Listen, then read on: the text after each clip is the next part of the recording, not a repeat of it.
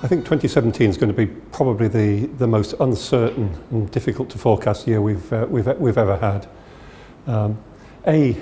Nobody knows what the final trade arrangements will be once we leave the EU. But in the short term, the really big issue is to what extent are companies and others going to postpone their activities, in the case of companies, postpone their investment, or indeed even cancel their investment during 2017. And I think we can only really guess at that. Our judgment is that companies may delay up to about a third of their new investment. And if they do, GDP growth will come in 2017 about 1.5%. So that's not good, but it's not terrible. The things we know already are, firstly and importantly, there's been a big depreciation in the exchange rate, about 12%. And that will have two effects. One is it's almost certain to generate quite high rate of inflation as import prices are driven upwards.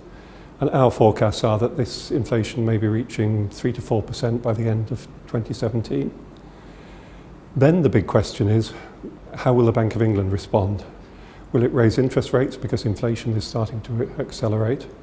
Or will it do what they did in 2008? And the terminology was they would look through the high inflation, i.e. they would see that inflation was rising, but they would think that it would rise and then fall, so they could ignore it. So we think interest rates will rise, but not by nearly as much as inflation. The other thing that a depreciated value of sterling will do is it will be helpful for exports. So actually it will offset some of the loss of investment by companies, and that's part of the reason why 2017 won't be too bad a year at all.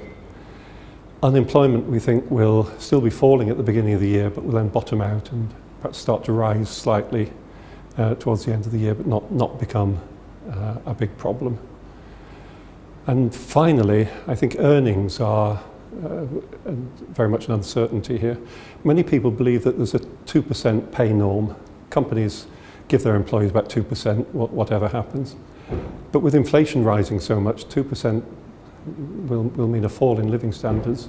So we think that employees will be agitating for higher wages. We're near to full employment, they may well be able to get them.